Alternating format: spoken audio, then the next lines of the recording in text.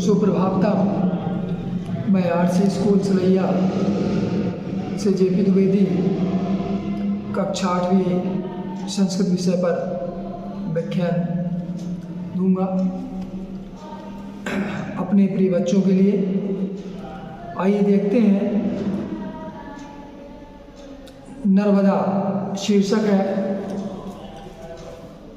पावन सलिला नर्मदा अस्माकं प्रदेशस्य जीवनदायिनी सरिता अस्ति। अर्थात पवित्र जल वाली नर्मदा हमारे प्रदेश की जीवनदायिनी ने जीवन प्रदान करने वाली नदी है। ऐसा एव रेवा मैकलसुतादिभिः अनेकानाभिः प्रसिद्धा। यही रेवा मैकलसुता आदि अनेक नामों से प्रसिद्ध है। अस्याः उभयोः तटयोः अनेकानि तीर्थानि तपस्विनाम् आश्रमश्च सन्ति। इसके दोनों किनारों पर अनेक तीर्थ स्थान और तपस्वियों के आश्रम हैं।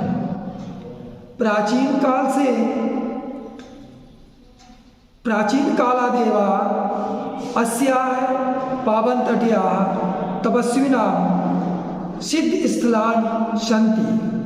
प्राचीन काल से ही इसके पवित्र किनारों पर तपस्वियों के सिद्ध स्थल हैं। अतः जनाः नर्मद्याः परिक्रमणां कृत्वा आत्मनां धन्यं पवित्रं च मान्यते। इसीलिए लोग जो है नर्मदा की परिक्रमा करके अपने आप को धन और पवित्र मानते हैं। अत्यंत्यम नैसर्गिकम सौंदर्यमपि दर्शनीयम। यहाँ का अर्थात नर्मदा का प्रकृति सौंदर्य भी देखने योग्य है। अनूपपुर मंडले अमरकंटकम नाम पर्वतोऽस्ति। तत्र एव नर्मदा प्रादुर्भवति। अनूपपुर मंडल में अर्थात अनूपपुर जिले में अमरकंटक नाम का पर्वत है। तत्र एव नर्मदा प्रादुर्भवति। वहाँ से ही नर्मदा निकलती है। तदनन्तरम् एषा गहनरणेषु उत्तुंगेषु पर्वतेषु च भ्रमणं कुर्वती डिंडौरी मंडलम प्रविशति। इसके बाद यह घने वनों और ऊंचे पर्वतों पर भ्रमण करती हुई अर्थात घूमती फिरती हुई डिंडौरी मंडला में प्रवेश करती है। डिंडौरी सभाकारक गत्या उच्चवाच मार्गेण महाराजपुरम प्राप्नोति। डिंडौरी मंडल में प्रवेश करती हुई डिंडौरी से सर्पका आकार की अर्थात सांप की आकार की गति से ऊंचे नीचे मार्ग से महाराजपुर मंडल पहुंचती है। तत्र जबलपुरम आगच्छति। वहाँ से जबलपुर आती है। श्वेत शिलाखंडानां कृते प्रसिद्धे भेड़ाघाट का नाम के स्थाने धूमधार जलप्रपात स्वरूपम धारयति। वहाँ से जबलपुर आती है। संगमरमर की चट्टानों के लिए अति प्रसिद्ध जो स्थान भेड़ाघाट है वहाँ पर धुआंधार झरने का रूप धरती है। उसे देखने के लिए बहुत से पर्यटक वहाँ आते हैं। जबलपुर ब्रह्मांड घटम आयति। तत्र अनेक क्षेत्राणि प्रभवन्ति। इयं होशंगाबाद नगरं प्रविशति। जबलपुर से बारवान घाट अर्थात ब्रह्मांड घाट आती है। उसके पश्चात वहाँ से अनेक पर्वतों को पवित्र करती हुई होशंगाबाद नगर में प्रवेश करती है। यह होशंगाबाद नगरम प्रविशति अत्र सेठानी घाट इति स्थान प्रसिद्ध है। यहाँ का सेठानी घाट बहुत ही प्रसिद्ध है। अस्मिन् नगरे अस्या तटे अनेके देवालयाः आश्रमस्य सन्ति। इस नगर में इसके किनारे अनेक मंदिर और आश्रम हैं। अत्र भक्तैः कृताः प्रार्थना घंटा नादस्य अहर्निशां श्रूयन्ते। यहाँ भक्तों के द्वारा की गई प्रार्थना और घंटों का स्वर अहद निशा अर्थात रात दिन सुनाई देता है। ततो वेगवती ऐसा तरंगनी ओंकार एस नगरम स्पृशति। वहाँ से वेग वाली अर्थात तेज गति से ये बहने वाली नर्मदा नदी जो है ओंकारेश्वर नगर को छूती हुई स्पर्श करती हुई अत्र ममलेश्वर नाम ज्योतिर्लिंगम समराध्ययन्ति ओंकार इव आकृतम धारयति। यहाँ ममलेश्वर नामक ज्योतिर्लिंग की आराधना करती हुई ओंकार के समान की आकृति को धारण करने वाली करती हुई है नर्मदा इति इव आकृतिम धारयति। अत्र अद्य शंकराचार्यस्य गुरु गोविंद पादस्य पवित्र स्थानम अपश्यति। यहीं पर आदि शंकराचार्य के गुरु गोविंद पाद आचार्य का पवित्र स्थान भी है। ततः मंडन नावी श्रेणम मंडितम मंडलेश्वर नगरापि ऐसा मंड्यति। इसके पश्चात वहाँ से मंडनाथ मिस्र से सुशोभित मंडलेश्वर नगर को भी सुशोभित करती हुई मंडलेश्वर नगर से महारानी मंडलेश्वर नगरात महाराज्ञा अहिल्या सेविते महिष्मति नगरे अस्या अति विस्तृतम रूपम दृश्यते। अर्थात अहिल्या के द्वारा सेवित महिष्मति जिसे आजकल महेश्वर बोलते हैं नगर में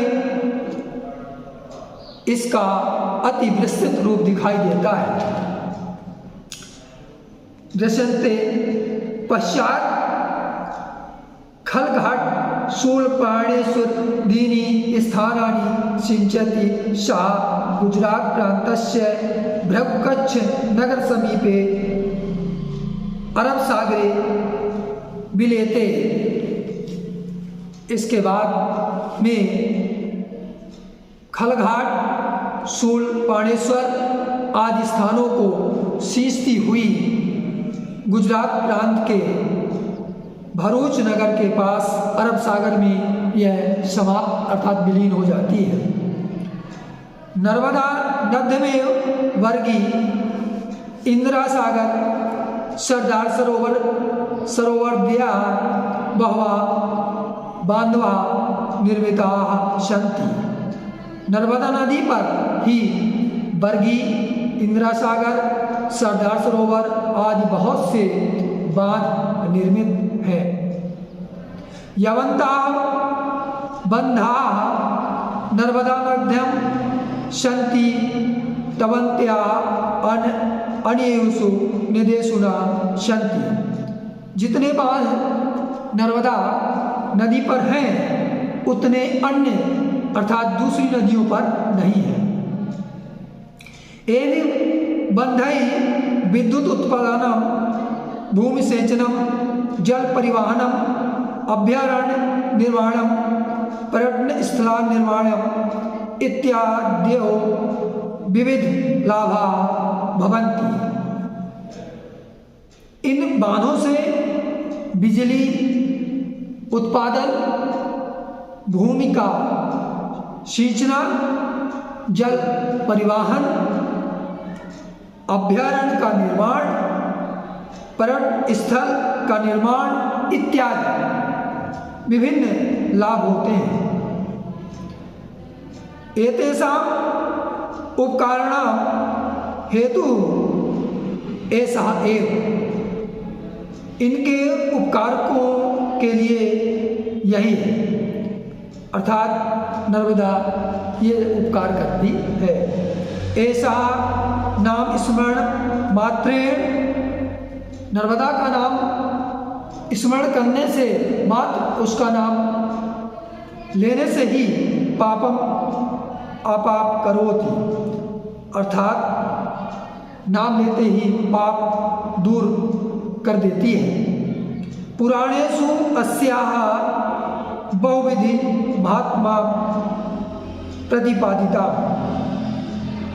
बहुविधि महात्मा प्रतिपादिता, अर्थात पुराणों में इसकी बहुविधि माने अनेक प्रकार की महिमा प्रतिपादित है। कालिदासेनपि मेघदूते अस्या सौंदर्यां महात्म्यं च वर्णितम्। कालिदास ने भी अपनी रचना मेघदूत में इसके सौंदर्य और महिमा का वर्णन किया है। महात्म्यं च वर्णितम् धन्या एषा भूमि यत्र रेवा राजते। धन्य है यह भूमि जहाँ रेवा अर्थात नर्मदा नदी सुशोभित होती है, बहती है। प्रिय विद्यार्थियों, अभी मैं आपको नर्मदा पर व्याख्यान दे रहा था। अब देखिए इसके पश्चात इसके कुछ प्रश्न हैं, मैं उन पर आपका ध्यान आकर्षित करना चाहूँगा। अभ्यास में देखिए कहता है, पहला प्रश्न है एक पदेन उत्तरम लिखत, अर्थात एक पद में उत्तर लिखो। पहला प्रश्न है अस्माकं प्रदेशस्य जीवनदायिनी का, हमारे प्रदेश की जीवनदायिनी कौन है? इसका उत्तर होगा नर्मदा। दूसरा क्वेश्चन है नर्मदा कस्मात् स्थानात् प्रादुर्भवति, माने नर्मदा किस स्थान से निकलती है? इसका उत्तर है अमरकंटक पर्वत, अर्थात अमरकंटक पर्वत से। अगला क्वेश्चन कस्याय नाम रेवा, किसका नाम रेवा है? तो इसका उत्तर भी होगा नर्मदेया, ने नर्मदा का। अगला प्रश्न अमरकंटक स्थानम कस्मिने मंडले अस्ति, अमरकंटक स्थान किस जिले में है? उत्तर अनूपपुर मंडले, माने अनूपपुर जिले में। प्रश्न पांचवा नर्मदा कस्मिन् नगरे मिलति, नर्मदा किस नगर में मिलती है? इसका उत्तर होगा अरब सागरे। नर्मदा नर्मदा कस्मिन् सागरे मिलति, ऐसा होना चाहिए था। तो इसका उत्तर होगा अरब सागरे। अरब सागर में मिलती है। मंडन मिश्रा कश्मीर नगरे वसति, इसका उत्तर मंडलेश्वर नगरे, मंडलेश्वर नगर में। क्वेश्चन क्रमांक 2 में देखिए, कहता है एक वाक्य उत्तरम लिखत, एक वाक्य में उत्तर देना है। धूमधार जल प्रपाता कुत्र अस्ति, अर्थात धुआंधार झरना कहाँ है? इसका उत्तर होगा धूमधार जल प्रपाता भेड़ाघाट नाम के स्थाने अस्ति। धुआंधार झरना भेड़ाघाट नामक स्थान पर है। अगला प्रश्न है, सेठानी घाट स्थानम कस्मिन नगरे अस्ति, ने सेठानी घाट स्थान किस नगर में है? इसका उत्तर है सेठानी घाट स्थानम होशंगाबाद नगरे अस्ति। अगला प्रश्न है, ओंकारेश्वर नगरे किम नाम ज्योतिर्लिंगम, ओंकारेश्वर नगर में किस नाम का ज्योतिर्लिंग है?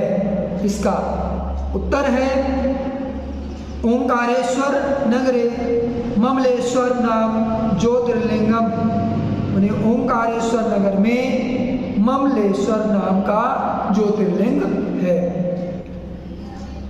चौथा प्रश्न है, सरदार सरोवर बंधा कस्याम नद्याम अस्ति, यानी सरदार सरोवर बांध किस नदी पर बनाया गया या है? इसका उत्तर होगा सरदार सरोवर बंध नर्मदा नद्याम अस्ति, सरदार सरोवर बांध नर्मदा नदी पर है। बंध है के लाभ, ने बांधों से क्या लाभ है? इसका उत्तर होगा बंध है विद्युत उत्पादनम, भूमि सिंचनम, जल परिवहनम, अभ्यारण्य निर्माणम, पर्यटन स्थल निर्माणम इत्यादि विविध लाभा। मतलब बांधों से बिजली उत्पादन, भूमि का सिंचना, जल का परिवहन, अभ्यारण्य निर्माण, पर्यटन स्थल का निर्माण इत्यादि इसके लाभ हैं। प्रश्न नंबर 3, उचित शब्देन रिक्त स्थानम पूरयत, उचित शब्द से रिक्त स्थान भरो। नंबर 1, नर्मदया अपरम नाम अस्ति, इसमें खाली जगह पर आप भरेंगे मैकल सुधा। ऑप्शन 2 दिए हैं, पहले में लिखा है भागीरथी और दूसरा लिखा है मैकल सुधा, तो इसमें मैकल सुधा भरेंगे कि नर्मदा का दूसरा नाम मैकल सुधा है। अगले नंबर में देखिए, नर्मदा नदी खालिस्तान जीवनदायिनी कथ्यते, इसमें 2 ऑप्शन है, उत्तर प्रदेश से मध्य प्रदेश से, तो इसका उत्तर होगा मध्य प्रदेश। नर्मदा नदी मध्य प्रदेश से जीवनदायिनी कथ्यते। अगला है ममलेश्वर ज्योतिर्लिंगम खालिस्तान अस्ति, इसके भी 2 ऑप्शन है। पहला ऑप्शन है इसका उज्जैनी नाम और दूसरा है ओंकारेश्वर नगरे, तो इसका उत्तर होगा ओंकारेश्वर नगरे। अगला है आद्य शंकराचार्य से गुरु नाम खालिस्तान अस्ति, इसमें लिखा हुआ है महर्षि वाल्मीकि गोविंद पादाचार्य, तो इसका भी उत्तर होगा आपका गोविंद पादाचार्य। अंतिम है इसका वर्गी बांधा खालिस्तान अस्ति नर्मदायाम गोदावरी, तो इसका उत्तर होगा नर्मदायाम। वर्गीवाना नर्मदायाम् अस्ति। प्रश्न क्रमांक 4 देखिए, इसमें है उचितम योजित, माने उचित को मिलाओ, जिसे आप कहते हैं सही जोड़ी मिलान करना। आ और बा को मिलाना है। आ में देखिए लिखा हुआ है नंबर 1 पर महाराजपुरम, और उसके सामने लिखा हुआ है ब में जबलपुर नगरम, जबलपुर नगरम। लेकिन इसका ये सही मिलान नहीं होगा, इसका सही मिलान होगा मंडला नगरम, मंडला नगरम। दूसरा है हमें नर्मदाया बिलया, उसके सामने लिखा हुआ है ओंकारेश्वर नगरे, जबकि इसका सही मिलान होगा अरब सागरे, नर्मदाया बिलया अरब सागरे, ये सही है। इसके बाद आ में ग नंबर में देखिए गोविंद पादचार्यास्य आश्रम, उसके सामने लिखा हुआ है मंडला नगरम, तो इसका सही उत्तर होगा ओंकारेश्वर नगरे। इसके बाद घ में जवालीपुरम, सामने लिखा हुआ है भेड़ा घाट स्थाने, तो ये जो जबलपुर लिखा हुआ है इसका शुद्ध होगा बामी, आप ऊपर सबसे देखेंगे बुक में आपने तो लिखा है जबलपुर नगरम। और अंतिम इसका धूम धार राज प्रताप, उसके सामने लिखा है अरब सागरे, तो इसका सही मिलान होगा भेड़ा घाट स्थाने। तत्पश्चात प्रश्न क्रमांक 5 में देखें शुद्ध वाक्यानाम समक्षम आम, अशुद्ध वाक्यानाम समक्षम न इति लिखा। शुद्ध वाक्यों के सामने हाँ माने आम, और अशुद्ध वाक्यों के सामने ना मतलब नहीं लिखना है। नंबर का नर्मदा अमरकंटकात् प्रदुर्भवति, ये इसका उत्तर होगा आम, मतलब हाँ ये सत्य है। दूसरा नंबर खा में दिया है रेवा नर्मदाया अपरम नाम अस्ति, तो ये भी आम, इसको उत्तर में लिखेंगे। ये भी सत्य है कि रेवा नर्मदा का दूसरा नाम है। ग नंबर नर्मदायाम सरदार सरोवर बंधना अस्ति, ये भी सत्य है कि नर्मदा नदी पर ही सरोवर सरदार सरोवर बांध है। घ नंबर मेघदूते नर्मदया वर्णम नास्ति, ये असत्य है, इसमें सामने लिखेंगे ना कि मेघदूते नर्मदया वर्णम नास्ति, कहता है मेघदूत में नर्मदा का वर्णन नहीं है, ये असत्य है। अगले नंबर पर पुराणेषु नर्मदाया वर्णम अस्ति, ये सत्य है, पुराणों में नर्मदा का वर्णन है। क्वेश्चन नंबर 6 में देखिए लिखा है नामोल्लेख पूर्वकम संधि विच्छेदम कुरु, ने नाम का उल्लेख करते हुए संधि विच्छेद करो। गहनारेषु अत्रैव अवलोकनार्थम इत्यादि, ये शब्द इसमें दिए हुए हैं। तो सबसे पहले इसमें देखिए संधि गहन धन अरेषु, ये स्वर संधि कहलाएगी, दीर्घ स्वर संधि। अत्रैव, ये जो शब्द है इसकी संधि विच्छेद होगी अत्र धन एर, ये भी स्वर संधि होगी। और अगला है अवलोकनार्थम, तो इसका विच्छेद होगा अवलोकन धन अर्थम, ये भी स्वर संधि है। और अंतिम इसकी इत्याद्या, तो विच्छेद होगा इसका इति धन आद्या, ये भी स्वर संधि है। क्वेश्चन